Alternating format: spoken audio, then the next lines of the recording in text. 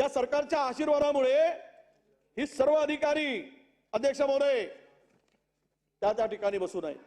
म्हणजे विशेष करून मुंबईचे आयुक्त निवडणूक आयोगाच्या 2 पत्र दिले, ते बदली यांची केली पाहिजे, ते तिथे राहू शकत नाही. चहलच्या विरुद्ध ईडीची चौकशी आहे मुंबई महानगरपालिकेच्या आयुक्तांच्या विरुद्ध, तरी पण मुख्यमंत्री कार्यालय त्यांना पाठीशी घालतोय, बदली करत नाही. त्या मुख्य सचिवांनी सांगितलंय ही कारवाई माझ्यावर होईल, मला उद्या कारणे नोटीस येईल, त्या चहलची बदली करा. तरी यांना कोण सल्ला देतो बदली करू नका म्हणून? आणि त्या ठिकाणी ते आहेत, करोडोचे घोटाळे केले त्यांनी. याबरोबर खरं तर म्हणजे हास्यास्पद असे आहे की आपण अनेक अधिकाऱ्यांचं खच्चीकरण सुद्धा करतोय. IAS अधिकाऱ्यांचं खच्चीकरण चाललंय. हे सगळं जे चाललंय अध्यक्ष महोदय, IAS अधिकाऱ्यांचं खच्चीकरण कशा प्रकारे चाललंय? कमाल नागरी धारण ULC घोटाळा प्रकरणात म्हणजे ईडीने ज्याची चौकशी केली हा दिलीप ढोले हा IAS अधिकारी आहे. IAS अधिकारी नसताना सुद्धा त्याला सिडकोचा महाव्यवस्थापक करून ठेवलाय. हा IAS नाही, याला सिडकोचा, अरे ढोल्याला, हा ढोले भरतोय अनेकांच्या तिजोऱ्या. 1997चा हा भारतीय महसूल सेवा IRS सुधाकर शिंदे ह्याला मालक म्हणून बसलाय तो महानगरपालिकेत. मालक, सगळे आदेश त्याचे चालतात. त्याच्या कॅबिन मध्ये या शिंदेच्या एंटी चंबरचा वापर जोशी बुवा बिनधास्त करतो. हा जोशी बुवा एकदम सगळ्या मीटिंग आदेश, मोदी साहेबांचे कार्यक्रमाची सुद्धा तयारी आणि चर्चा हा जोशी करतो तिथे. हा अधिकारी, हा कुठलाच अधिकारी ना हा जोशी, पण अधिकाऱ्याच्या वरचा अधिकारी आहे हा जोशी बुवा. नाव जोशी बुवा चालेल माझ्याकडे. आता एक आमच्याकडे म्हण आहे जितेंद्रजी, हे याला असं म्हणतात की आमच्याकडची वराडातली एक म्हण आहे, आमच्या सेलर साहेबांना सांगतो की कोल्याला जमादारकी मिळाली तर वाघाला दिवाणजी ठेवते म्हणतात. तर कोल्याला जमादारकी देऊन टाकली, तो वाघानं आता त्या मुनीमजी दिवाणजी करून ठेवून दिला. हे असे जोशी आहेत नाही, त्याचा सर्वांस वापर केला जात आहे.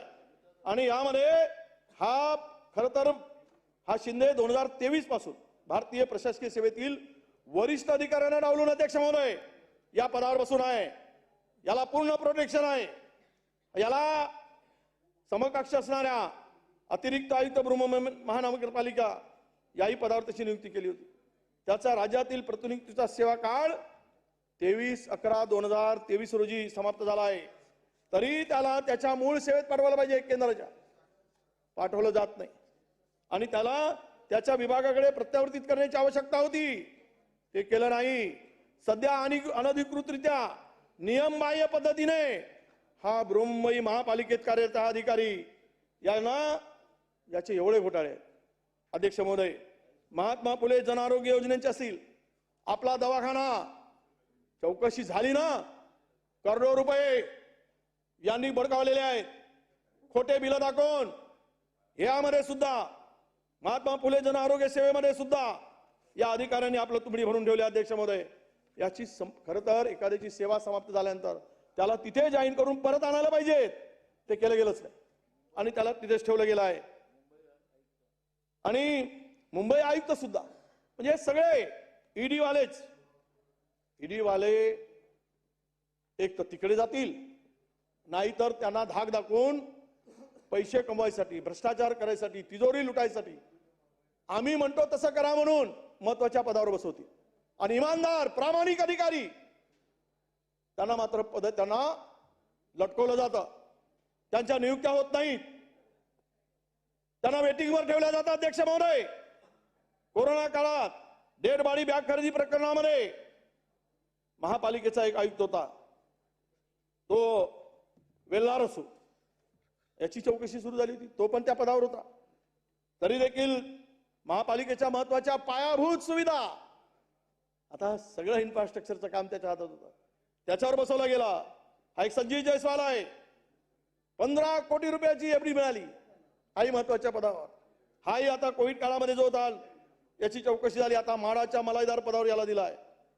हे पुन्हा अजय वैद्य, स्वाती पांडे, श्रद्धा जोशी, किती नावं घ्यायचे, हे त्या पदावर पात्र नसताना सुद्धा त्या पदावर बसवून ठेवला अध्यक्ष महोदय. हा एक आता तुम्हाला सांगताना जवळपास हे 4 वर्ष झाले ना, चहलला काढा ना तिथे. तो पात्र आहे ना बदलीसाठी. निवडणूक आयोगाने दखल घेतली आहे, त्यांच्या नियमाप्रमाणे याला बदललं पाहिजेत, पण त्याला बदलत नाही. हे पाठीशी घालणं सुरू आहे. मी सांगितलं सुधाकर शिंदेचा वेस्टर्न सभापती रिक्त आयुक्त. या ठिकाणी अध्यक्ष महोदय जो गोखले नावाचा ब्रिज बांधलाय याची चौकशी केली पाहिजे.